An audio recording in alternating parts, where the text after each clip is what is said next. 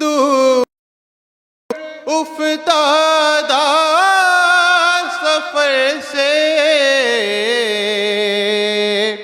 لوٹ کر میں نے نوے ٹھنڈا پانی جب پیا بس تیری یاد آئی حسین،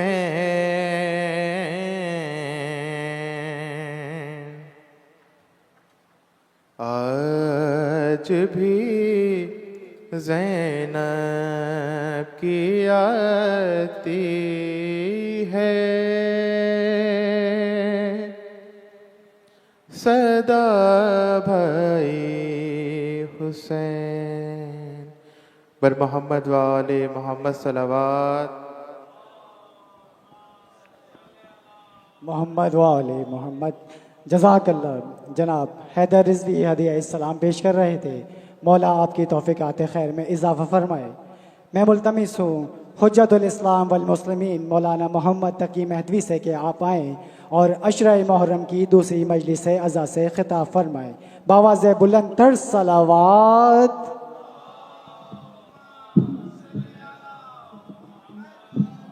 نعرہ تکبیر، نعرہ رسالت، نعرہ حیدری، حیدری، باواز بلند تر صلوات۔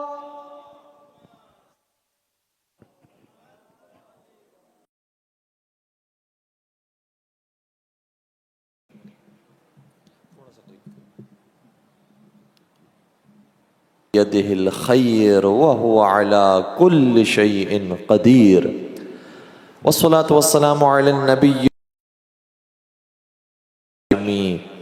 المكي المدني الأبتحي التهامي العبد المؤيد والرسول المسدد المصطفى الأمجد المحمود الأحمد حبیب الہ العالمین سیدنا و مولانا ابی القاسم محمد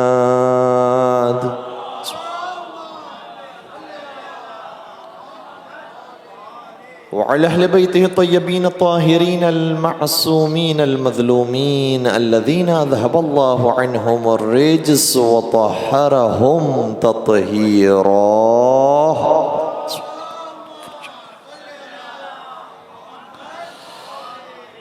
ولعنة الله على أعدائهم أجمعين. أما بعد، فقد قال الله تبارك وتعالى في محكم كتابه المجيد وفرقانه الحميد: بسم الله الرحمن الرحيم. فمن يرد الله أن يهديه يشرح صدره للإسلام. درود پڑھ دیجئے محمد و آل محمد پر.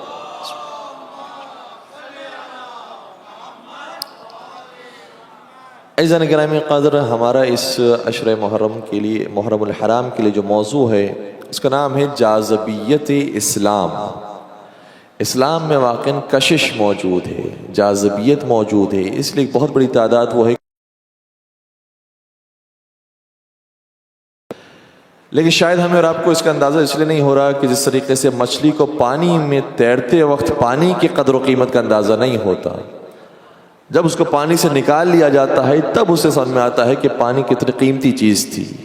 اسی طریقے سے وہ لوگ کہ جو یورپ چلے جاتے ہیں، آسٹریلیا چلے جاتے ہیں، امریکہ چلے جاتے ہیں، اس وقت جا کر وہ ڈھونڈ رہے ہوتے ہیں کہ کہاں کوئی شیعہ مدرسہ مل جائے، کہاں امام بارگاہ مل جائے، کہاں مسجد مل جائے. کیونکہ اب انہیں احساس ہونے لگتا ہے کہ اگر ذکر اہل بیت نہ سنے، ذکر حسین نہ سنے تو انسان جی نہیں پاتا.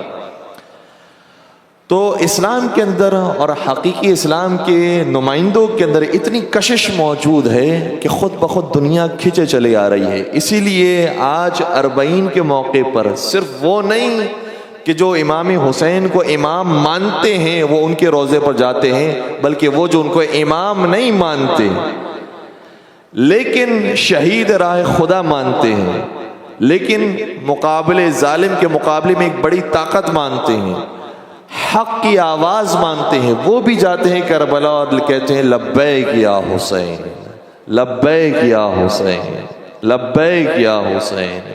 کیا وجہ ہے؟ کیونکہ اسلام کے اندر کشش ہے، اسلام کے نمائندوں کے اندر کشش پائی جاتی ہے۔ اور محسوس کیجئے گا اس بات کو کہ اسلام اصل میں جو دین ہے وہ وہی دین ہے کہ جو آل رسول کے ذریعے ہم تک پہنچا ہے۔ ایک عجیب و غریب روایت میں آپ کی خدمت بیان کرنے کی کوشش کروں گا۔ یہ روایت ایسی ہے کہ جو ہماری بہت معتبر کتاب میں موجود ہے، کامل الزیارات، اتنی معتبر کتاب ہے کہ آیت اللہ خوئی علیہ رحمہ ان کی زندگی کے اندر ان کا نظریہ یہ تھا کہ اس کتاب کے اندر جتنی روایتیں پائی جاتی ہیں سب صحیح روایتیں، اور ایسا نظریہ یعنی کتاب کافی کے بارے میں بھی نہیں ہے، ایسا نظریہ کتاب ملا یا حضور الفقی کے بارے میں بھی نہیں ہے، استفسار کے بارے میں بھی نہیں ہے، تہذیب کے بارے میں بھی نہیں ہے، کسی اور کتاب کے بارے میں نہیں ہے جو آیت اللہ خوئی کا نظریہ کامل الزیارات کے بارے میں تھا۔ یعنی یہ کہا جا سکتا ہے کہ جتنی بھی شیعہ کتب ہے اس میں واحد کتاب جو آیت اللہ خوئی کے نزدیک پوری کی پوری صحیح کتاب ہے وہ ہے کتاب کامل الزیارات۔ امام حسین کی زیارت کیا ہے؟ امام حسین کی معرفت اور زیارت اس کا نزدیک معتبر ہے، اس کتاب کے اندر یہ روایت موجود ہے۔ عجیب و غریب روایت ہے، حضور سرور کائنات حضرت محمد وعالم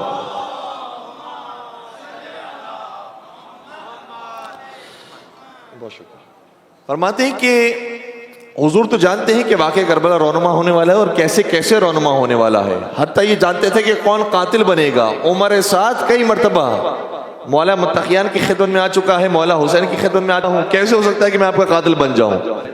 کہ میرے بیٹے کے ساتھ کربلا کا واقعہ رونما ہوگا، اور کربلا کا واقعہ جب میں نے اپنی زندگی میں بہت سو کو گمراہ کرنے کی کوشش کی، بہت دفعہ لوگوں کو جہنم کی طرف لے جانے کی کوشش کی، لیکن آج ہوگا۔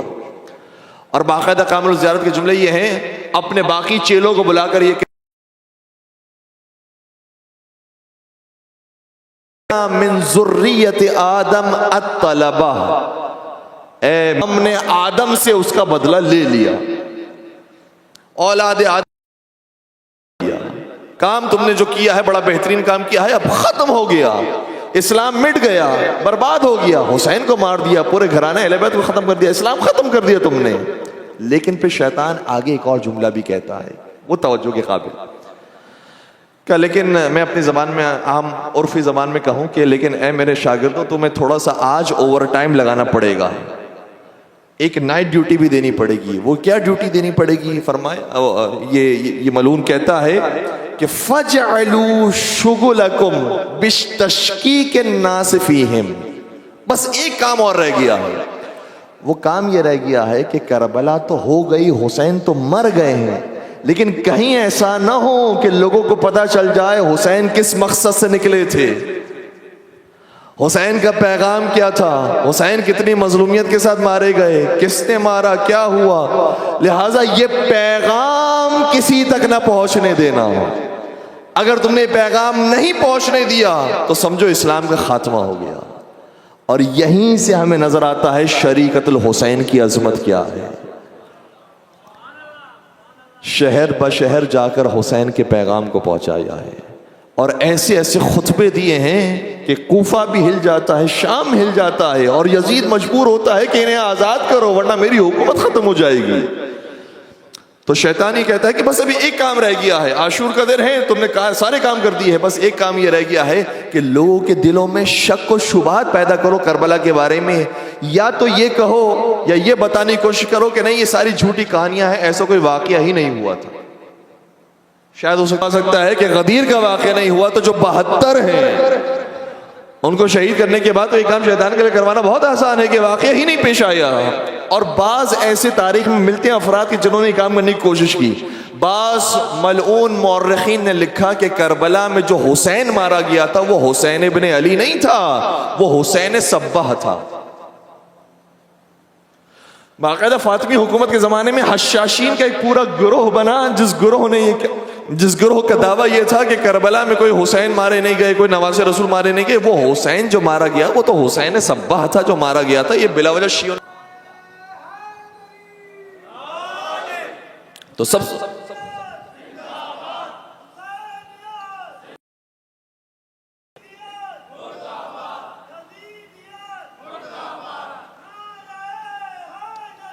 یا علی یا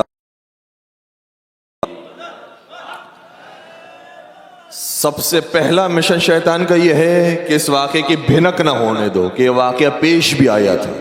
اور اگر لوگوں کو پتہ چل جاتا ہے کہ ہاں واقعہ تو ہوا تھا, حسین تو شہید ہوئے تھے, حسین کا گھرانہ تو مار دیا گیا تھا, تو اب دوسرا شک پیدا کرو کہ تم یہ نہ کہو کہ حسین کسی مقصد کے لیے نکلے تھے, حسین توحید کو بچانے کے لیے, حسین اسلام کو بچانے کے لیے نکلے تھے. نہیں, حسین تو حکومت کی تلاش اس واقعے کا, تو امام حسین کے مقصد کو تبدیل کرو. اگر یہ بھی پورا نہ ہو کہ بغاوت بھی نہیں کی تھی, امام حسین تو مدینہ میں سکون سے رہ رہے تھے, وہاں سے حج کرنے کے لیے مکہ تشریف لے گئے, حسین نے تو نہ تلوار ہے نہ تیر چلایا ہے, کسی کو مارنے کی کوشش نہیں کی, صرف اپنا دفاع کیا ہے.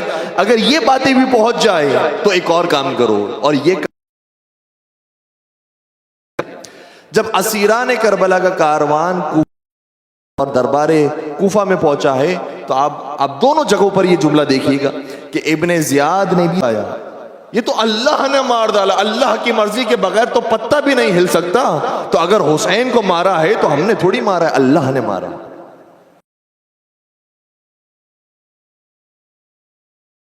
اللہ نے مار ڈالا. اور آپ دیکھیے گا یہی جملہ آگے جا کر یزید بھی کہتا کہ اللہ نے حسین کو مار ڈالا.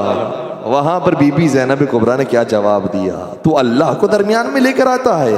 ہمارا اللہ کے بارے میں تو یہ عقیدہ ہے کہ ما رأیت الا جمیلا, اللہ کی جانب سے تو ہم نے حسن و جمال کے علاوہ اور کچھ دیکھا ہی نہیں ہے. تو اپنے جرم کو چھپانے کی کوشش کرتا ہے. اور دیکھیے گا امام حسین علیہ السلام کے بارے میں اس کا خود یہ جملہ بتا رہا ہے کہ حسین کس پاک ہستی کا نام ہے. کیونکہ اگر حسین پاک ہستی کا نام نہ ہوتا اور نعوذ باللہ امام حسین ظالم ہوتے, نعوذ باللہ نعوذ باللہ, اگر امام حسین باغی ہوتے, نعوذ باللہ نعوذ باللہ, اگر امام حسین گنہگار ہوتے, کوئی بھی جرم کا ایک داغ بھی امام حسین کے اوپر اگر ہوتا, خدا نہ خواستہ, تو کبھی یہ جملہ نہیں کہتا کہ خدا نے مارا, یہ کہتا کہ ہم نے اس کو مار ڈالا.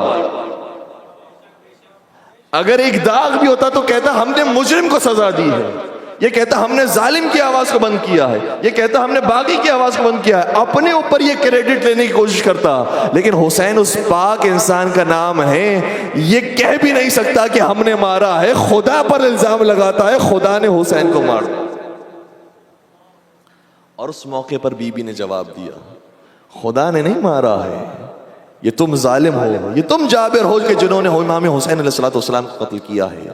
تو شیطان کا وہاں پر کام یہ تھا کہ اگر یہ واقعہ پہنچ جائے تو شکوک و شبہات قائم کریں. ٹھیک ہے, اس شیطان کے اس مقصد کے اندر آج بھی ہمیں محسوس ہوتا ہے کہ کسی حد تک شیطان کے ابھی بھی وہ اثرات باقی ہیں. اسی لیے آج بھی عاشور کے دن خوشی کے طور پر روزہ رکھا جاتا ہے میرے ساتھ. بعض لوگوں تک واقعہ کربلا پہنچنا شروع ہوا, ٹھیک ہے, ابھی بھی وہ روزہ رکھ رہے ہیں, لیکن کچھ آنسو بھی بہا دیتے ہیں. ہم جب ٹیلی ویژن کی ابھی ریکارڈنگ کروا کے آئے تھے, وہاں پر جتنے برادران موجود تھے ان سب نے کہا کہ غم حسین تو ہے اپنی جگہ پر, وہ تو برحق ہے, اور بیان کرتے کرتے روتے بھی ہیں, لیکن آج بھی کہتے ہیں کہ روزہ بابرکت ہے. عاشور کے دن کا جو روزہ ہے وہ بڑا بابرکت روزہ ہے. بڑی روایات کے اندر آیا ہے اس دن آدم علیہ السلام کی توبہ قبول ہوئی, اس دن کشتی نوح کو نجات ملی, اس دن ابراہیم علیہ السلام کے لیے جو اسماعیل تھے وہ ان کے بجائے گوسفند آ گیا اور جانور قربان ہو گیا. سارے فضائل اس دن عاشور کو نصیب ہوئے ہیں, لہٰذا عاشور کا دن کا جو روزہ ہے وہ بڑا بابرکت روزہ ہے. ابھی تک ان تک یہ بات نہیں پہنچی ہے کہ یہ جتنے فضائل گھڑے گئے ہیں اصل میں وہ عاشور کے فضائل نہیں ہیں, وہ غدیر کے فضائل ہیں. یہ غدیر کے فضائل تھے جو انہوں نے عاشور کے نام پر گھڑ لیے ہیں, لیکن آج بھی وہی روزہ رکھنے کی رسم موجود ہے. تو آہستہ آہستہ تبدیلی آ رہی ہے, لیکن شیطان نے اپنا پورا کام کیا تھا, شکوک و شبہات ڈالنے کی کوشش کی تھی. ہمارے اور آپ کے چھٹے سرکار حضرت امام جعفر صادق علیہ السلام بیان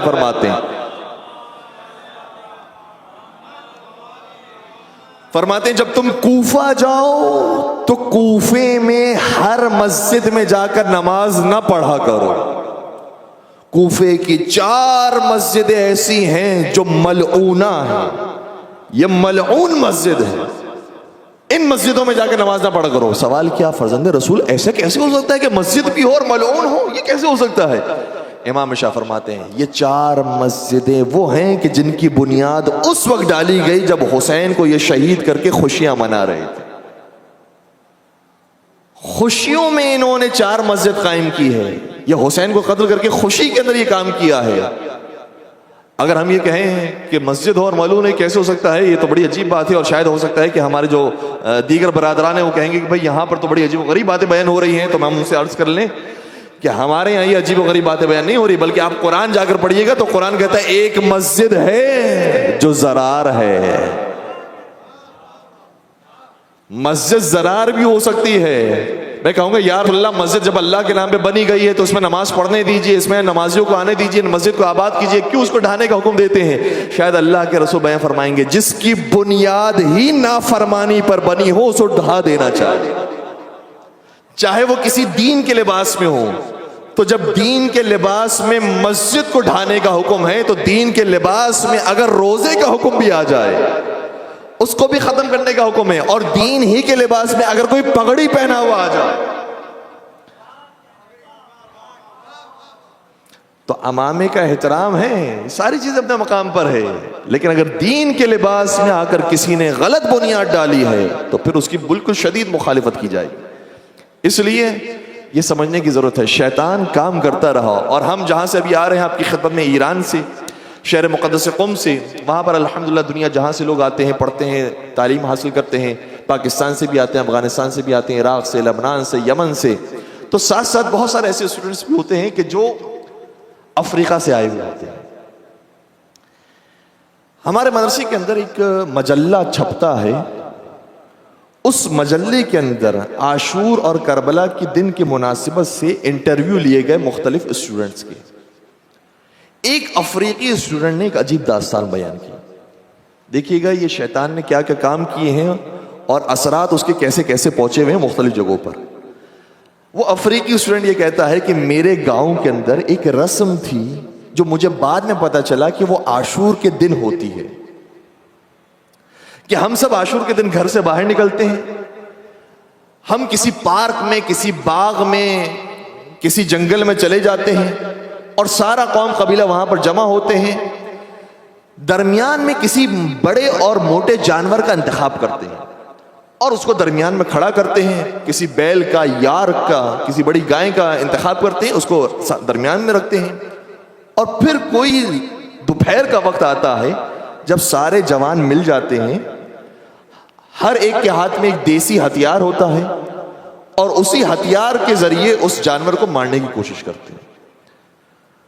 جس کے ہاتھ میں جیسا ہتھیار ہے وہ اس کو مارتا ہے. اور یہ سارا کام ہم جو کر رہے ہوتے ہیں ایک فیسٹیول کے طور پر مناتے ہیں, مارتے ہیں, خوش ہوتے ہیں کہ ہمارا نشانہ جو ہے وہ صحیح جگہ پر لگا ہے, اور تالیاں بجتی ہیں اور بڑی خوشیاں ہوتی ہیں, قہقہے لگتے ہیں, ہنسی آتی ہے. اور اس طرح سے مارتے مارتے جب وہ جانور بالکل نڈھال ہو جاتا ہے, زمین پر گرتا ہے اور کچھ رمق اس کی باقی رہ جاتی ہے, تو ہمارے گویا قبیلے کا سردار آتا ہے, پھر اس جانور کے سر کو تن سے جدا کرتا ہے. تو مزید تالیاں بجتی ہیں, خوشیاں مناتے ہیں, اور اس طرح سے ہمارا یہ فیسٹیول مکمل ہوتا ہے. جب میں آہستہ آہستہ اہل بیت کی تعلیمات پڑھنے لگا اور مجھے واقع کربلا کا اندازہ ہوا, اور وہاں پر لوگ جانے لگے, اور آہستہ آہستہ اسٹوڈنٹس واپس جب افریقہ میں پہنچے ہیں تو انہوں نے بیدار کیا ہے اور انہوں نے بتایا ہے جس واقعے کو تم خوش ہو کر بناتے ہو وہ رسول کی اولاد کے ساتھ واقعہ پیش آیا.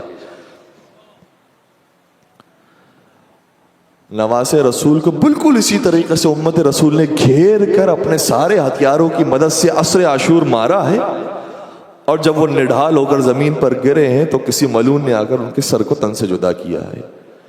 اور یہ جو خوشی منانے کا کام ہے وہ ان ظالموں نے کیا ہے. وہ اسٹوڈنٹ یہ لکھتا ہے کہ اتنے عرصے کے بعد جو ہم بچپن سے دیکھتے ہوئے آئے تھے اب اس میں تبدیلی آنا شروع ہوئی ہے. اب بھی کام ہمارے گاؤں میں ویسا ہی ہوتا ہے اور مختلف افریقہ کے شہروں کے اندر یہی کام ہوتا ہے, لیکن اب اس کے اندر تبدیلی آ گئی ہے. اب ہم عاشور کے دن نکلتے ہیں تو کالا لباس پہن کے نکلتے ہیں, آنکھوں میں غم لے کر, آنکھوں میں آنسو لے کر نکلتے ہیں, اور پھر وہی منظر کشی کرتے ہیں. اور جب یہ مار مار کر جب زمین پر گرتا ہے تو ہماری آوازیں بلند ہوتی ہے, روتے ہیں, کہتے ہیں یا حسین یا حسین. محسوس کر رہے ہیں شیطان نے جو کام کیا تھا کہ واقع کربلا لوگوں تک نہ پہنچ سکے, کیسے کیسے اب اس کے آثار تبدیل ہو رہے ہیں, اور وہ جو واقعہ جس کی شکل تبدیل کرنے کی کوشش کی تھی اب اصلی صورت لوگوں تک پہنچ رہی ہے.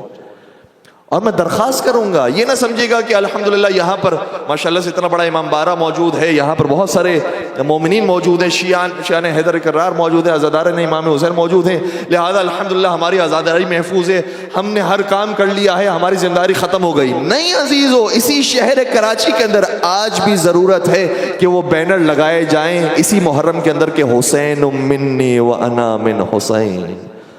وہ بینر لگائے جائیں کہ الحسن والحسین سیدہ شباب اہل الجنہ. وہ بینر لگائے جائیں کہ ان الحسین مصباح الہدی و سفینۃ النجاۃ. لوگوں کو نہیں معلوم ہے, اور بہت سارے لوگ ایسے ہیں کہ جو ہماری مجلسوں میں نہیں آتے ہیں, ہمارے جلوس میں, ہماری عزاداری میں نہیں آتے ہیں, لیکن جب وہ مختلف شاہراہوں سے گزرتے ہیں اور یہ حدیث رسول دیکھتے ہیں حسین کا نام لکھا ہوا ہے, حسین کے بارے میں حدیث لکھا ہے, کیا ہوا ہے اس مہینے کے اندر کہ حسین حسین ہو رہا ہے ہر جگہ پر, تو پھر آہستہ آہستہ ان تک واقع کربلا منتقل ہوتا ہے. ضروری ہے. کسی نے کیا خوب کہا تھا کہ حق تو یہ ہے حق کے زہرا نہ چھپایا جائے. ہے میرے ساتھ بیدار ہیں؟ تھوڑا سا میرے ساتھ دیجیے گا. حق تو یہ ہے حق کے زہرا نہ چھپایا جائے, ایسا قانون زمانے میں بنایا جائے, ایسا قانون زمانے میں بنایا جائے جس کی تعظیم کو اٹھتے تھے رسول عربی, اس کا کردار نصابوں میں پڑھایا جائے.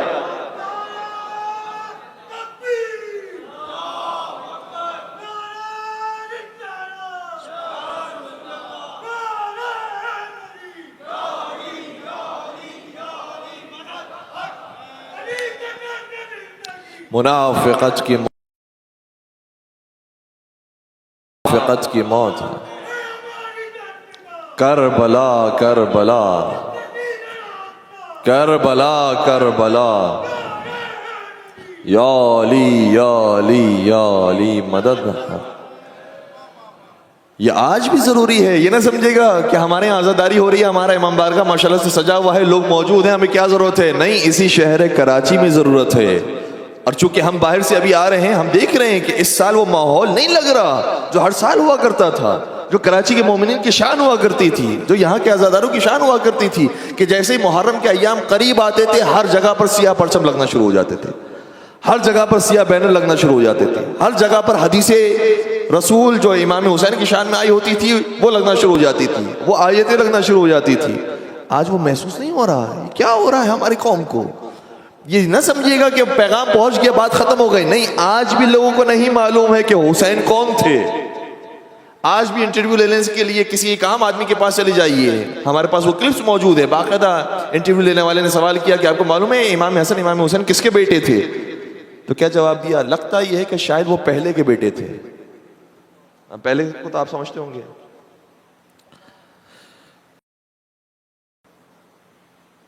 اس نے کسی انداز میں ٹھیک کہا ہے, پہلے فلاں کے نہیں, پہلے امام کے بیٹے تھے. لوگوں کو اتنا نہیں معلوم ہے یہ علی اور زہرا کے فرزند ہیں, یہ رسول کا نام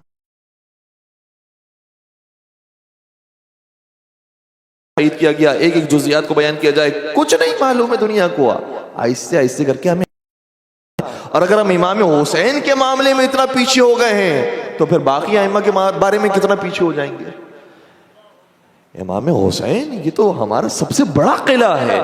اس حوالے سے تو ہمیں ذرہ برابر بھی کوتاہی نہیں کرنی چاہیے. جتنی ہر سال مجلسیں ہمارے گھروں میں ہوتی ہے اس سے زیادہ مجلسیں ہونی چاہیے. جتنے ہر سال ہم سیاہ لباس پہنتے ہیں اس سے زیادہ سیاہ لباس پہننا چاہیے. جتنے ہر سال ہمارے بینر لگے ہوتے ہیں اس سے زیادہ بینر لگے ہونے چاہیے. تب جا کر یہ آہستہ آہستہ اویئرنیس پیدا ہوگی, اور انشاءاللہ یہ پورا ملک حسینی بنے گا.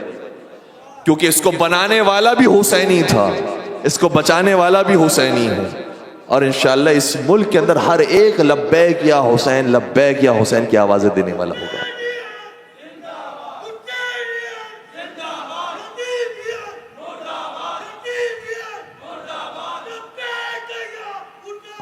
لبیک یا حسین.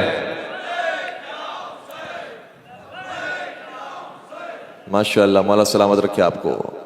اور شاید ہمارے یہاں پر کبھی کبھار یہ تصور قائم ہو جاتا ہے کہ دیکھیں ہم مختلف مسالک اور مختلف مکاتب کے ساتھ رہ رہے ہیں, لہٰذا بہت ساری باتیں ایسی ہیں کہ جو ہم کھل کر نہیں کر سکتے ہیں. ٹھیک ہے, میں یہاں پر ایک فکر دینے کی کوشش کر رہا ہوں, ہے میرے ساتھ ساتھ. بہت ساری باتیں ایسی ہیں کہ جو ہم کھل کر نہیں بیان کر سکتے. ٹیلی ویژن پر بھی ہم بہت ساری باتیں ایسی ہیں کہ جو بیان نہیں کر سکتے ہیں. بلکہ ایک مرتبہ ہم تو ایک ٹی وی چینل پر گئے, وہاں پر جو ہوسٹ تھے بڑے اچھے آدمی ہیں اور بہت سے دوستیاں ہو جاتی ہیں. انہوں نے محبت میں آ کر کہا کہ آپ تو کھل کر اب ماشاءاللہ سے باتیں بیان کر دیتے ہیں. تو میں نے ان سے عرض کیا کہ ہم تو ٹی وی چینل پر آ کر بہت سی قرآن کی آیتیں بھی کھل کر نہیں پڑھ سکتے. وہ کہتے ہیں یہ کیا بات کر دی آپ نے. چلو اپنی کتابوں کی بات کرتے کہ ہم اپنی کتابوں کے حوالے کھل کر نہیں دے سکتے, یہ تو بات سمجھ میں آتی ہے. قرآن کی آیت, قرآن پر تو سب کا بلیف ہے, قرآن تو سب مانتے ہیں. کیسے ہو سکتا ہے قرآن کی آیتوں کا ترجمہ نہیں پیش کر کے. میں نے کہا میں ابھی دکھاؤں آپ کو, یہ آیتیں آپ کونے میں جا کر پڑھیے گا اور اس کا ترجمہ کونے میں جا کر دیکھیے گا, پھر مجھے بتائیے گا میں پڑھ دوں یا نہیں پڑھوں. اور میں نے ان کے سامنے سورہ تحریم کی کچھ آیتیں رکھی. میں نے کہا پہلے آپ پڑھ لیں اور پھر مجھے بتا دیں, مجھے اجازت ہے کہ میں ان آیتوں کو پڑھوں اور آپ میرا ساتھ دیں گے. کہتے جی مولانا آپ نے جو کہا تھا بالکل ٹھیک کہا تھا. بہت ساری چیزیں ایسی ہیں جو آپ یہاں پر بیان نہیں کر سکتے, حتیٰ قرآن بھی نہیں پڑھ سکتے. یہ حالت ہے. تو اویئرنیس دینے کے لیے وقت لگتا ہے. تو ایک نظریہ یہ ہے, توجہ رکھیے گا, میں 3 نظریہ آپ کی خدمت بیان کر رہے ہیں جو ہمارے یہاں پائے جاتے ہیں. ایک نظریہ یہ ہے کہ چونکہ مختلف مسائل مختلف مکاتب کے لوگ پائے جاتے ہیں, اس لیے بالکل خاموش ہو جائے آدمی, کہیں پر کوئی بات کرنے کی ضرورت ہی نہیں ہے. علی ولی اللہ کا نعرہ لگانے کی ضرورت ہی نہیں ہے, بتانے کی ضرورت ہی نہیں ہے کہ ہم شیعہ ہیں, ہم مومن ہیں, بتانے کی ضرورت ہی نہیں ہے کہ نعرہ حیدری لگائیں یا علی کہیں, کہنے کی کوئی ضرورت ہی نہیں ہے. چونکہ ہم مختلف لوگوں کے درمیان رہ رہے ہیں, خاموش ہو جائیں. کچھ کہنا ہے اپنے گھر میں کہیں, اپنے بچوں کو کہیں, بس. ایک یہ نظریہ ہے, توجہ رکھیے گا, اور اس نظریے پر عمل کرنے والے لوگ موجود ہیں. دوسرا نظریہ اس کے بالکل برخلاف ہے, اور مختلف زبانوں میں ان کو مختلف نام دیے جاتے ہیں, اور کچھ نام بڑے اچھے نام ہیں. ان کو موالی بھی کہا جاتا ہے. موالی حیدر کرار بننے میں کوئی مذائقہ نہیں ہے. ان کو ملنگ بھی کہا جاتا ہے, بادشاہ کہا جاتا ہے, مختلف اور ٹائٹلز بھی دیے جاتے ہیں. وہ کچھ نہیں دیکھتے ہیں, وہ ہر جگہ پر نہ صرف یہ کہ علی مولا کا نعرہ, بلکہ 1 2 3 پر اور پوری ٹیم پر, اور وہ ہر جگہ پر یہ نعرہ, یہ کھل کر باتیں. اور سوشل میڈیا پر آپ کو ایسے افراد بھی مل جائیں گے جو ہر جگہ پر ہر چیز بیان کر دینے والے ہیں. ایسے بھی ہیں.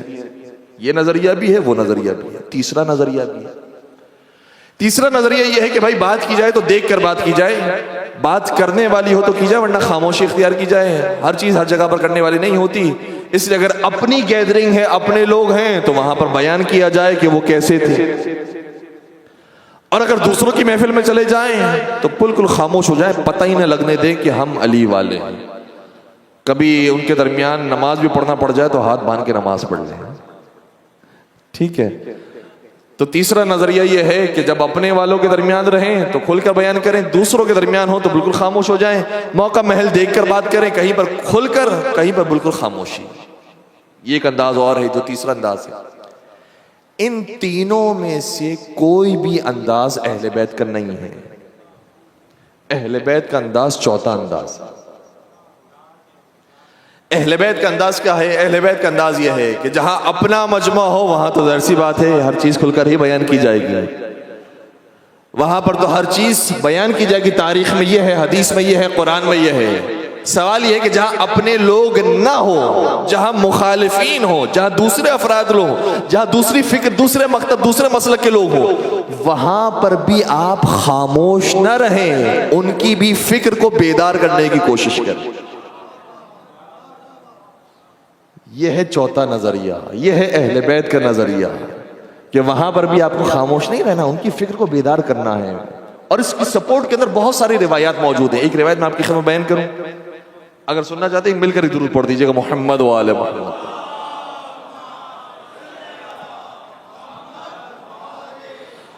بہت توجہ کا طالب ہوں, بہت احتیاط سے روایت بیان کر رہا ہوں, اور آپ کو معلوم ہے کہ کس نازک مرحلے پر میں آپ کو لے کر آ گیا.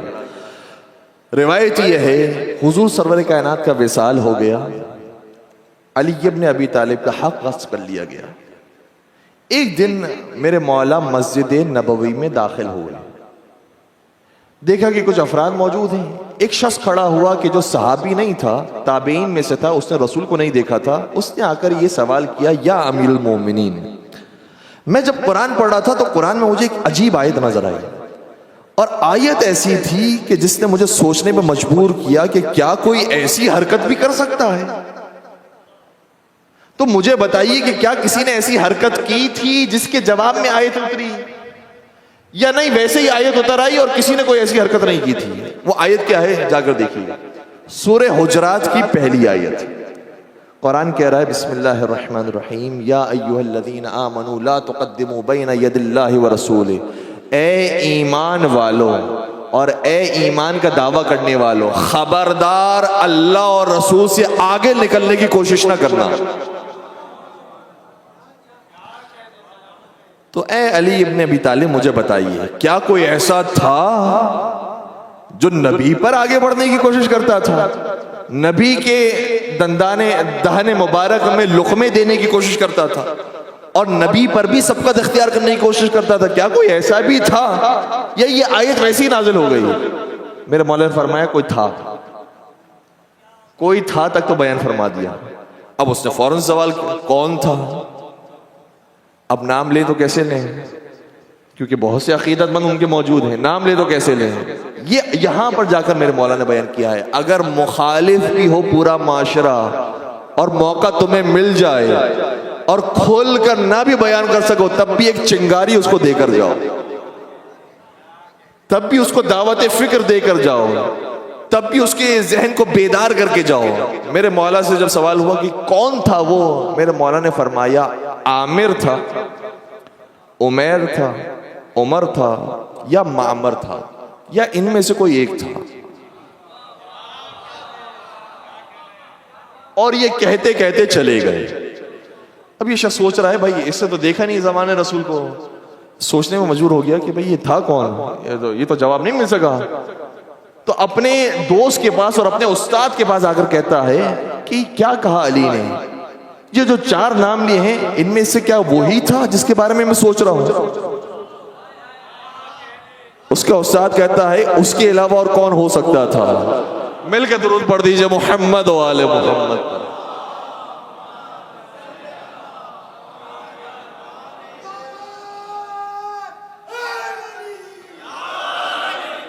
تو ایسا نہیں کہ ایسے موقع پر انسان خاموش رہ جائے، وہاں پر بھی دعوت فکر دینے کی کوشش کرے، وہاں پر بھی کچھ بیان کرنے کی کوشش کرے۔ ہمارے پاس موقع موجود ہے، مختلف چیزیں بیان ہو سکتی ہیں، ضروری نہیں ہے کہ ہم ایکسٹریم کی بات بیان کریں، تھوڑی سی تو دعوت فکر دیں۔ کیوں اہل بیت کو چھوڑ دیا گیا؟ ایک ٹی وی چینل پر موجود تھے، وہاں پر ایک بہت مشہور عالم دین، میں ان کا نام نہیں لوں گا لیکن ان کا ٹائٹل لے لوں گا، انشاءاللہ جو سننے والے ہیں وہ پہنچ جائیں گے۔ ایک قاری صاحب تھے، قاری صاحب ویسے تو بہت کم بولتے ہیں اہل بیت کے بارے میں، لیکن ایک دن بہت بول گئے اور انہوں نے بڑے فضائل بیان کیے اہل بیت کے، تو ہمارا دل بھی خوش ہو گیا۔ جب کیمرہ بند ہوا تو ہم نے قاری صاحب سے کہا کہ ماشاءاللہ آپ نے آج ذکر اہل بیت کمال کا کیا، اور آپ نے بیان فرمایا کہ اہل بیت کے پاس سارا علم موجود تھا۔ امام جعفر صادقی کے شاگرد ہیں ابو حنیفہ، امام جعفر صادقی کے شاگرد ہیں امام مالک، امام جعفر صادقی کے شاگردوں کے شاگرد ہیں امام شافعی، امام احمد ابن حنبل، وہ اسی طریقے سے مولا کائنات ہی ان کو بھی جواب دیا کرتے تھے، ان کو بھی درس دیا کرتے تھے، ان کو بھی علمی باتیں بیان کیا کرتے تھے۔ علم کا سمندر تھے اہل بیت، علم کا دریا تھے اہل بیت، یہ ساری باتیں انہوں نے بیان کی۔ جب ساری باتیں کر دی تو میں نے اسے ایک سوال کیا کہ جب اہل بیت اتنا علم کا سمندر تھے تو آپ کی کتابوں میں اہل بیت کی روایتیں کیوں موجود نہیں ہیں؟ جب اتنا علم کا سمندر تھے تو فلاں سے بھی روایت ہے، فلاں سے بھی روایت ہے، بلکہ فلانا سے بھی روایت ہے، تو پھر اہل بیت کے فرد سے کوئی روایت کیوں نہیں ہے؟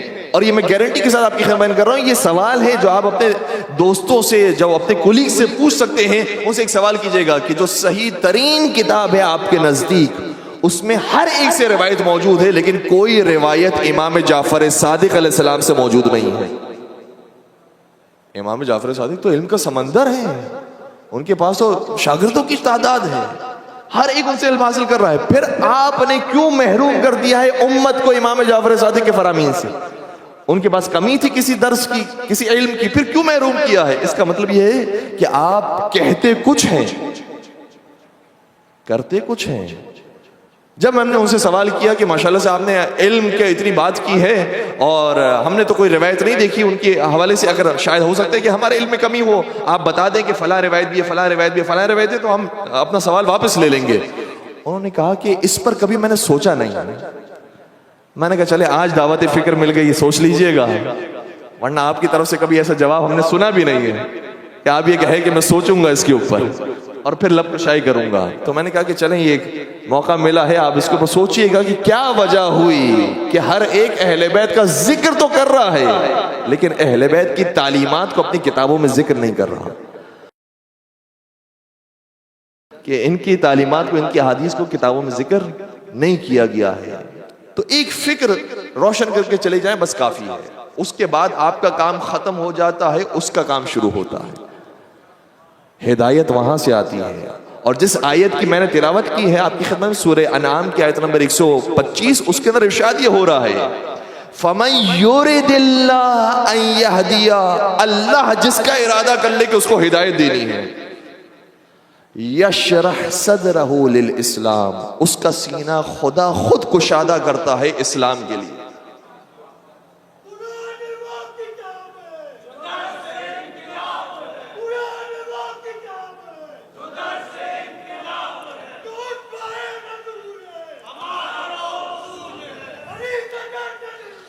منافقت کی موت ہے، کربلا کربلا کربلا کربلا، علی علی علی علی علی علی علی علی یا علی یا علی یا علی مدد حق حیدر، ماشاءاللہ سلامت رہیں۔ تو آج کے دور میں ہماری ذمہ داری یہ نہیں کہ خاموش ہو کے بیٹھ جائیں، نہیں، وہاں پر بھی ذمہ داری کو ادا کرنا ہے۔ یہ بالکل ایسے ہی ہے کہ جب انسان کا اگر کسی بدماش نے آ کر گھر چوری کر لیا ہو اور قبضہ کر لیا ہو تو ہم کہیں گے کہ بھائی بڑا بدماش ہے، اس کے سامنے کیا بولے آدمی، اس کے سامنے ذرا سا بولیں گے ہمیں گرفتار کروا دے گا، ہمیں مروا دے گا، تو خاموش ہو کے بیٹھ جاتے ہیں، گھر کے اندر سکون سے بیٹھے رہتے ہیں۔ تو تین نظریے وہاں پر بھی ہیں۔ ایک نظریہ ہوتا ہے کہ بھائی وہ بدماش ہے تو ہم بھی کم تھوڑی ہیں، وہ اگر کلاشن کوف لے کر آئے گا تو ہم بھی لے کر آئیں گے، پھر دیکھتے ہیں کون جیتا ہے کون مرتا ہے۔ ایک طریقہ یہ ہے بھائی ٹھیک ہے نکل جاتے ہیں اس راستے پر۔ دوسرا طریقہ وہ ہے کہ بھائی خاموش ہو کے بیٹھ جاؤ، تمہیں پتہ نہیں ہے اس کے تعلقات کتنے ہیں، بلا وجہ مر جاؤ گے تو گھر تو جائے گا، جان بھی جائے گی، تو خاموش ہو کے بیٹھ جاؤ۔ تیسرا طریقہ کیا ہے کہ اگر یہ شریف آدمی ہوتا تو میں بات کرتا، بدماش سے کیا بات کریں، چھوڑ دو۔ چوتھا طریقہ کیا ہے؟ چوتھا طریقہ یہ ہے جو اہل بیت کا طریقہ ہے، اگر اس نے غصب کیا ہے اور بدماش بھی ہے تو سند تو میرے پاس ہے نا،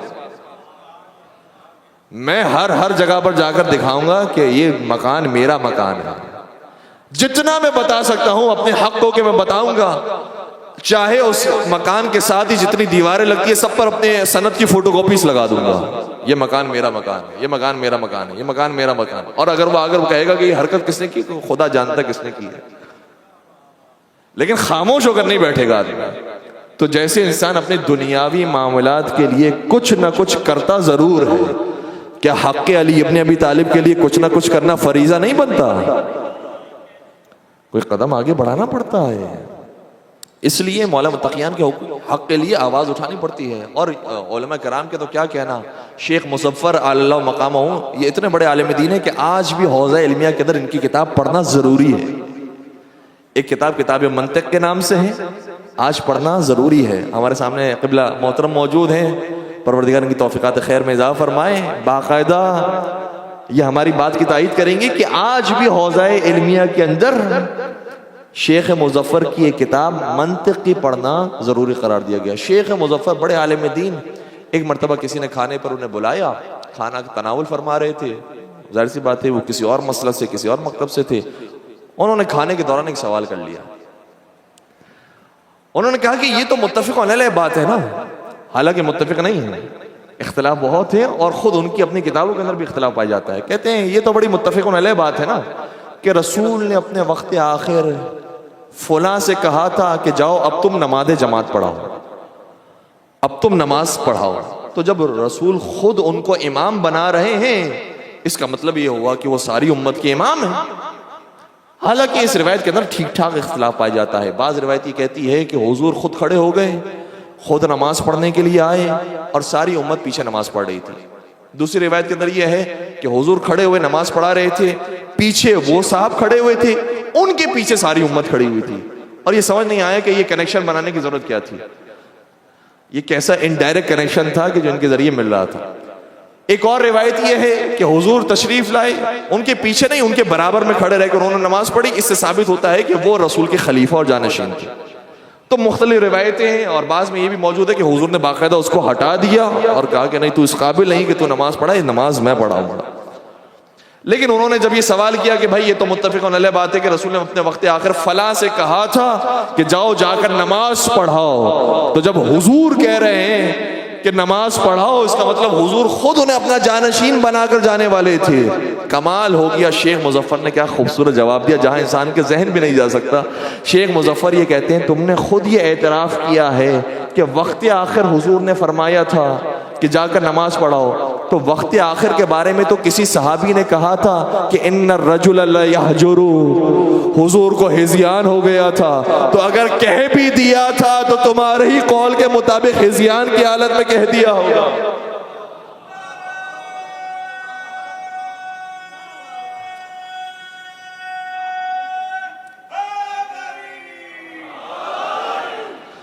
تو یا تو یہ مانو کہ کہا نہیں تھا، اور اگر کہا تھا تو پھر یہ مانو کہ خود آپ کے بزرگ نے فرمایا تھا کہ اس موقع پر حضور اپنی حالت عادی کے اندر موجود نہیں تھے. جب قلم و کرتاس مانگا گیا تھا تو حضور پر یہ الزام لگایا گیا.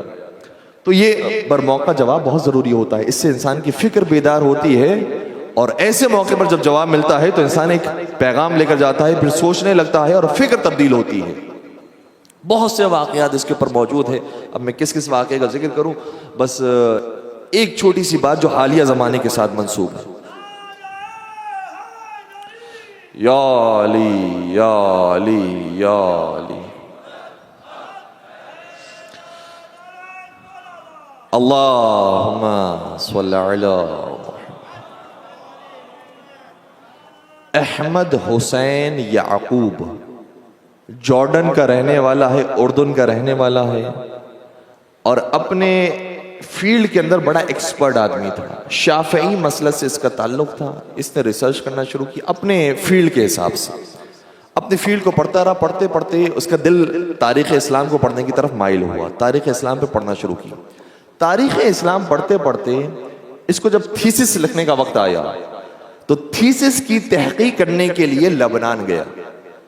اور لبنان میں جب بیروت میں پہنچا تو وہاں پر موجود ایک کتاب کی ٹائٹل پر صرف نظر پڑی، جس کا ٹائٹل یہ تھا ابناء اور رسول فی کربلا، اولاد رسول کربلا میں.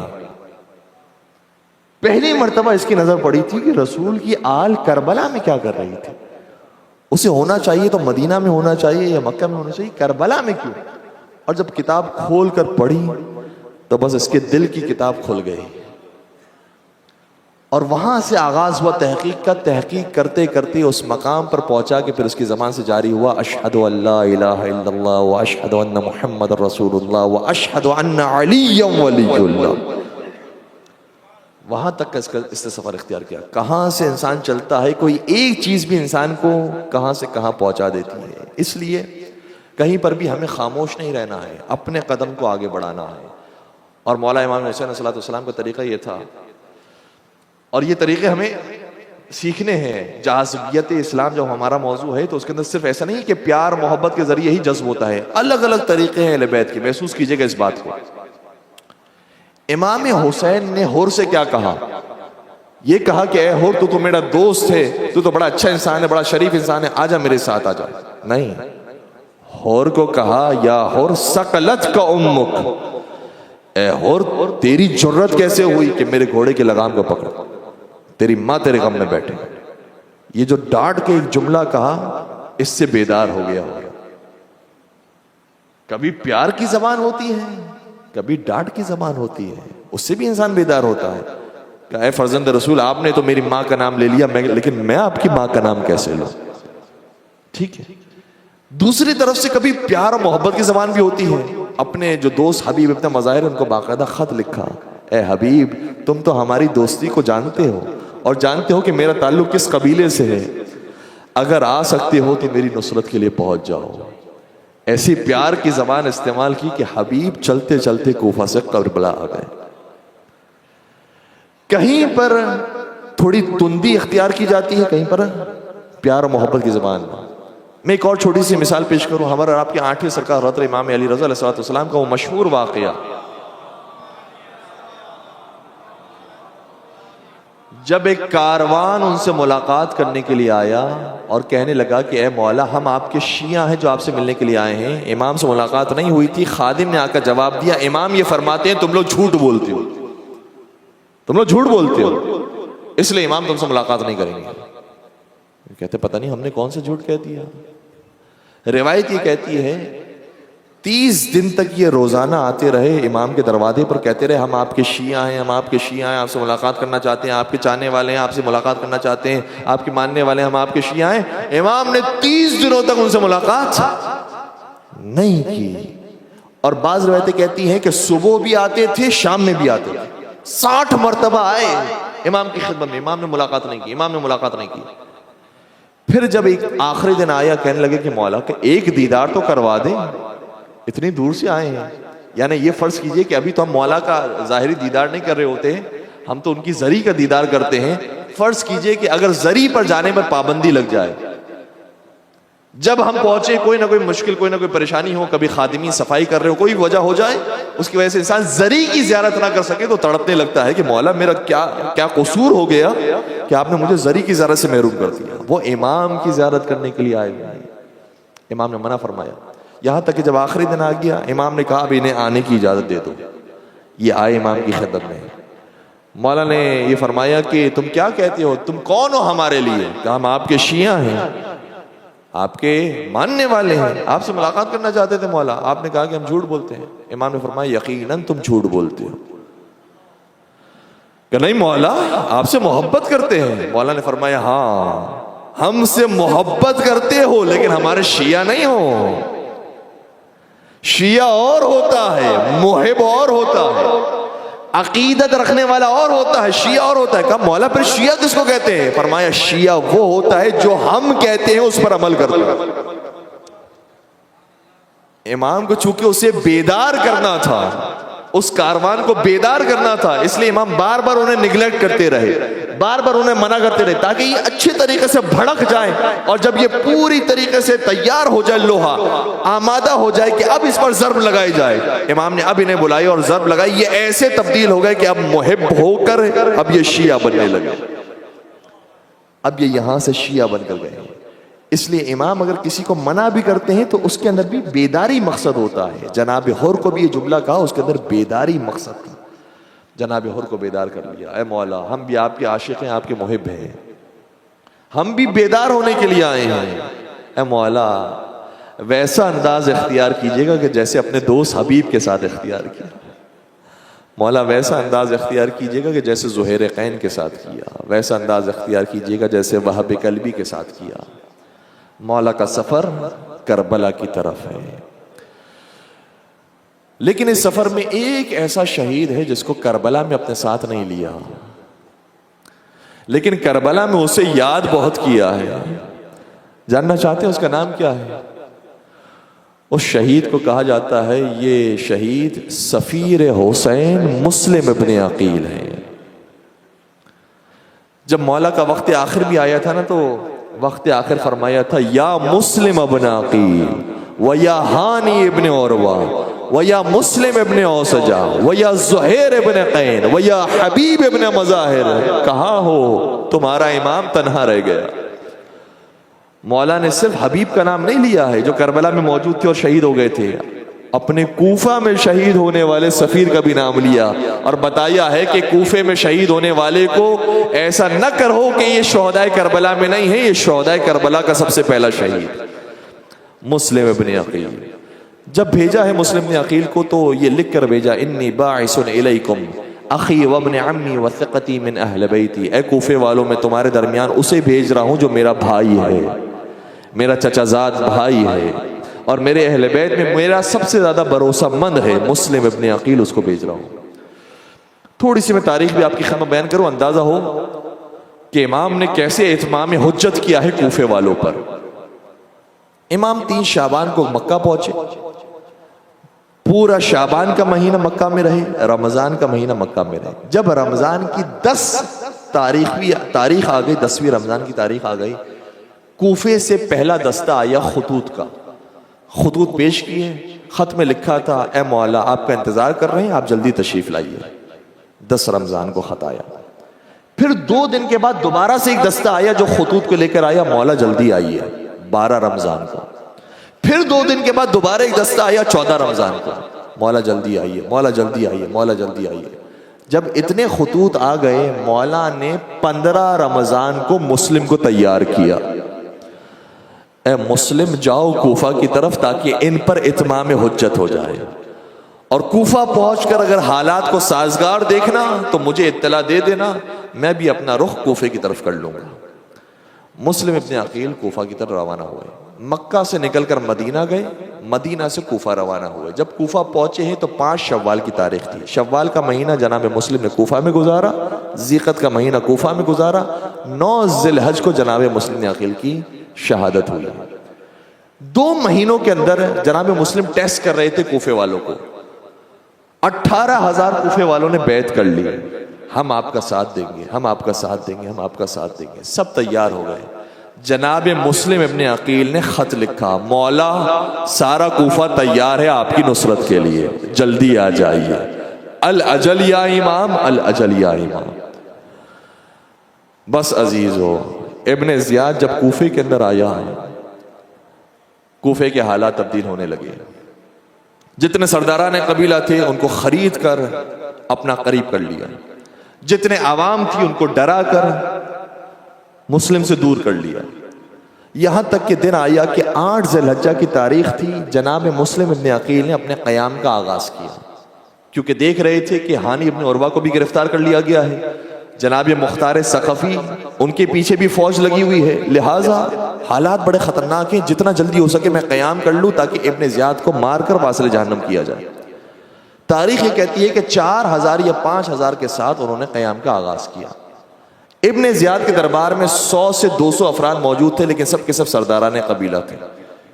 ان کو کہا کہ چور دروازے سے جاؤ، اپنے قبیلے والوں کو بتا دو، اگر کسی نے مسلم کا ساتھ دیا تو ان کی نسلوں کو ہم برباد کر دیں گے، ایسا ہی حال کریں گے کہ جیسے ہانی ابن عروہ کا کیا، اور کوئی ساتھ دینے والا نہیں ہوگا۔ یہ سب چور دروازے سے نکلے، اپنے قبیلے والوں کو کہا کہ خبردار مسلم کا ساتھ نہ دینا۔ سنیں گے پھر کیا ہوا؟ ہر ماں اپنے بیٹے سے کہتی تھی، بیٹا تو گھر میں رک جا، کسی اور کا بیٹا موجود ہے۔ ہر بہن اپنے بھائی سے کہتی تھی، بھیا آپ رک جائیے، دوسرے موجود ہیں۔ ہر بیوی اپنے شوہر سے کہتی تھی، آپ رک جائیے، دوسرے موجود ہیں۔ اور یہ کہتے کہتے مسلم کے ساتھ ہونے والوں کی تعداد کم ہونے لگی۔ جن 4,000 نے ساتھ دینے کا وعدہ کیا تھا، اب وہ تعداد کم ہونے لگی، یہاں تک کہ 9 ذی الحجہ کی جب تاریخ آئی اور جناب مسلم مسجد کوفہ میں نماز مغرب ادا کرنے کے لیے گئے تو تعداد کم ہوتے ہوتے 100 رہ گئی، 100 افراد۔ اور جب جناب مسلم مسجد کوفہ سے باہر آئے ہیں تو یہ تعداد کم ہوتے ہوتے 30 میں تبدیل ہو گئی۔ اللہ اکبر، اللہ اکبر۔ محسوس کیجئے گا اس غم کو۔ انسان جب کسی کام کے لیے نکلتا ہے نا تو جیسے جیسے افراد اس کے ساتھ جڑتے جاتے ہیں اس کا حوصلہ بلند ہونے لگتا ہے، اور جیسے جیسے افراد اس کے ساتھ کٹتے جاتے ہیں حوصلہ پست ہونے لگتا ہے۔ لیکن یہ حسین کا بھیجا ہوا سفیر ہے، ویسے ہی پہاڑ کی طرح استوار ہے جیسے پہلے دن استوار تھا۔ مسجد کوفہ سے باہر نکلے، کوئی ساتھ دیتا ہو نہ دیتا ہو، میں حسین کے لیے کھڑا ہوں۔ مسجد کوفہ سے باہر نکلے، کوفے کی گلیوں میں قدم رکھا، اور میں کہوں گا اب جناب مسلم سے اے آقا اب پیچھے مڑ کر نہ دیکھیے گا کیونکہ جو 30 تھے اب وہ بھی جا چکے ہیں۔ مسلم تنہا رہ گئے پورے کوفہ کے اندر۔ ہائے مسلم ابن عقیل، کاش یہ مدینے کی گلیاں ہوتی تو کسی نہ کسی جگہ پر آپ کو پناہ مل جاتی، لیکن یہ کوفے کی گلیاں ہیں، کبھی کسی کوچے میں کبھی کسی گلی میں، چلتے چلتے اتنا تھک چکے تھے کہ کسی جگہ پر آ کر بیٹھ گئے۔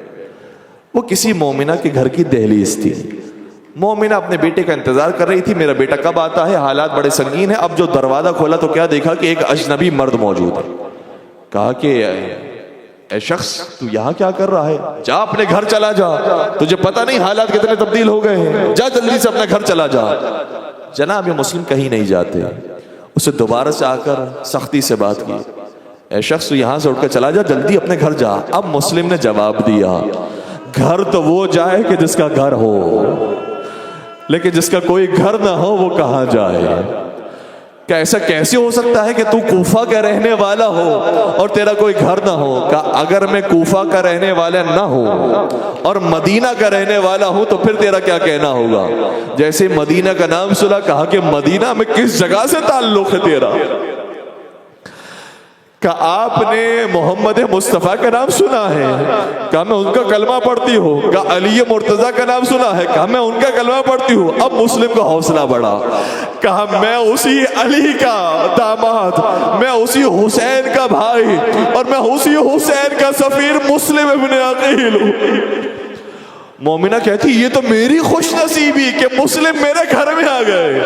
آپ کہتے آپ کا کوئی گھر نہیں ہے، یہی آپ کا گھر ہے، آ جائیے آقا، میں آپ کی کنیز ہوں، آپ جو حکم فرمائیں گے میں عمل کروں گی۔ جناب مسلم کو پناہ مل گئی، آ کر ایک حجرے میں چلے گئے، عبادتیں کرنا شروع کی۔ تھوڑی دیر کے بعد اس کا جوان بیٹا بھی آ گیا، جوان کو کھانا پیش کیا، اس کے سامنے خدمت کی، اور بار بار پوچھتے جا رہی تھی جناب مسلم نے عقیل سے، آقا کوئی کام ہو تو بیان کیجئے، کوئی خدمت ہو تو یہ کنیز حاضر ہے۔ جب بیٹے نے دیکھا کہ بار بار ماں ایک حجرے میں جاتی ہے تو فوراً سے ذہن میں سوال آیا، آخر اس حجرے میں ہے کیا؟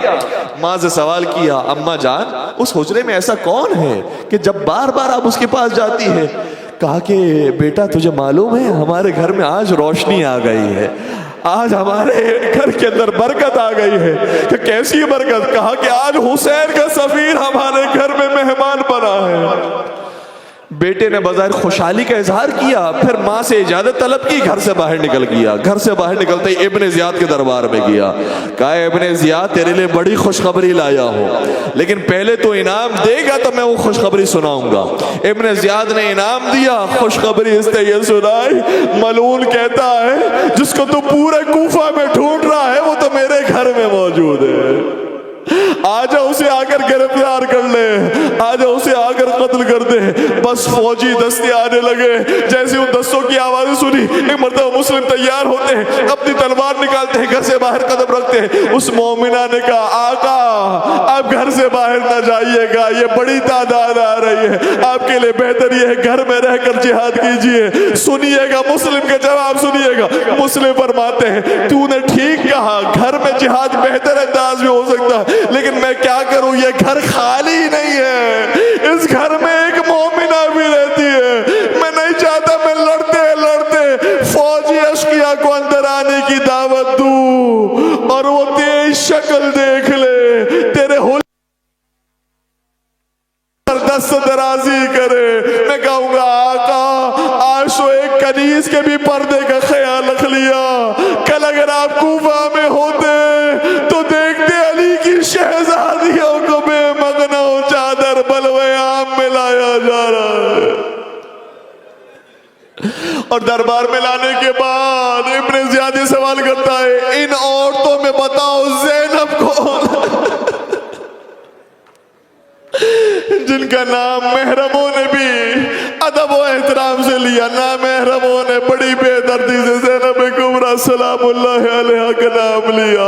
जनाब मुस्लिम ने अकील घर से बाहर तशरीफ लाए, बेहतरीन जिहाद किया और ऐसा जिहाद किया कि मजबूर होता है मोहम्मद इब्न अशस कहने पर कि ए उबैदुल्लाह इब्न ज़ियाद जरा और फौजों को भेज, जरा और तादाद भेज। कहता है इतनी तादाद तो भेज दी है, एक शख्स को गिरफ्तार करना है, मुश्किल क्या है? जवाब देने वाले ने जवाब दिया, अगर कूफे का कोई दुकानदार होता, कोई बक्काल होता, उसको गिरफ्तार करना होता तो इतनी तादाद काफी होती, लेकिन ये हाशिमी शेर है, ये अली का दामाद है, ये मुस्लिम इब्न अकील है, इसे गिरफ्तार करना आसान नहीं है। मजीद तादाद भेजी गई, फिर भी जब गिरफ्तार ना हो सके दगे के साथ उन्हें घड़े में गिराया गया।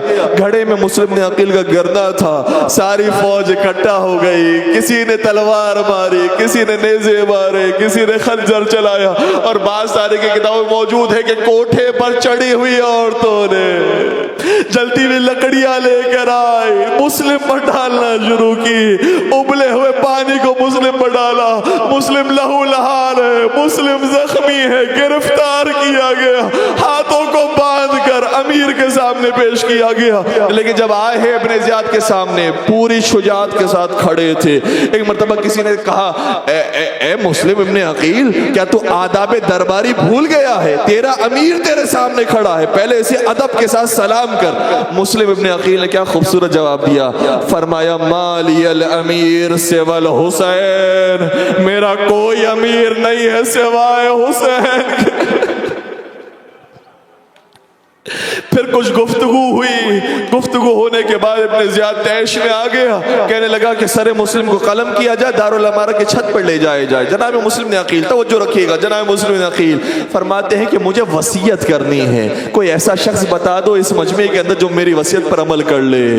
कोई शख्स नजर ना आया तो जनाब मुस्लिम ने कहा ए उमर साद तू मेरे करीब आ। उमर साद उस वक्त तक वो काम नहीं किया था, इसलिए उमर साद को करीब बुलाया, वसीयत की बिल्कुल कान में बयान की कि जब मैं कूफे में आया था मैंने लोगों से कर्ज लिए थे, उस कर्ज को मैं अदा न कर सका। ए मुस्लिम आप पर सलाम हो, आपके इमाम ने भी करबला जाकर जमीन खरीदी थी ताकि लोग ये ना कहे कि ये गस्बी जमीन पर मौजूद है। आपने भी जो कर्ज लिया था उसकी अदायगी की वसीयत कर दी। दूसरी वसीयत फरमाई, ए उमर साद अगर मुझे कत्ल कर दिया जाए और मेरे लाशे को न दफनाया जाए तू आना मेरे लाशे को दफना देना।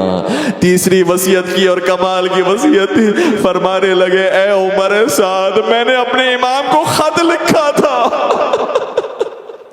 और कहा तो कूफे वाले तैयार है आपकी नुसरत के लिए, किसी तरह से मेरे इमाम तक पैगाम पहुंचा देना। अब कूफे ना आइएगा, आपका सफीर भी मारा गया, अब कूफे वालों ने दगा कर दिया, अब खबरदार कूफा ना आइएगा।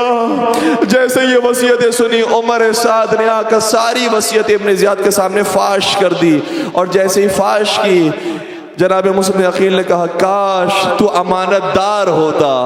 इब्न ज़ियाद खुद ये कहता है और खुद ये तस्लीम करता है, कहता है अमीन कभी खाइन नहीं होता लेकिन कभी कभार खयानतकार को लोग अमीन समझ लेते हैं, ये बड़ा खयानतकार है उमर साद। उसके बाद मुस्लिम इब्न अकील को दारुल अमारा पर ले जाया गया। लेकिन मैं कहूँगा ए मुस्लिम इब्न अकील आपने भी 3 चीज़ों की वसीयत की थी, आपके मौला ने भी 3 चीज़ों की वसीयत की, बस फ़र्क इतना था आपके मौला की वसीयत पर बहरहाल अमल हो गया मगर आपकी वसीयत पर अमल न हुआ।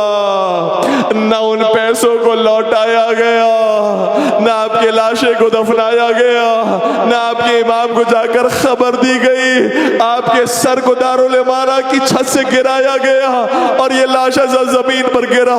जमीन से गिरने के बाद लाशों को कोचों कूचों के अंदर घसीटा गया, लाशे मुस्लिम को पामाल किया गया। मैं कहूंगा ऐ सफीर हुसैन तू अपने इमाम से कितना शबी हो गया, तेरे इमाम के भी सर को कलम किया गया, तेरे सर को भी कलम किया गया, आपके इमाम की भी लाशे को पामाल किया गया, आपकी भी लाशे को पामाल किया गया। लेकिन बस इतना सा फर्क था, जब आपको शहीद किया गया तो आपकी बहन देखने के लिए मौजूद न थी।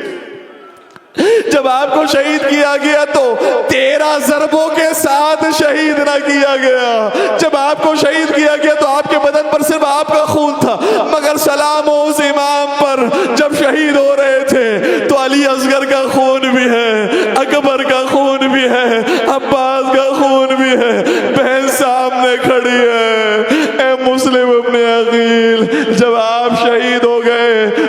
کی یتیمہ پر حسین نے دست شفقت پھیرا تھا، بالیاں پہنائی تھی، لیکن جب آقا شہید ہوئے، ہائے یتیمہ حسین کبھی کسی لاشے پر جاتی ہے، کبھی کسی لاشے پر جاتی ہے، دست شفقت کوئی نہیں پھیرتا، کوئی تماچے لگاتا ہے، کوئی تازیانے مارتا ہے، کوئی گوشوارے چھینتا ہے، کوئی دامن کو آگ لگاتا ہے۔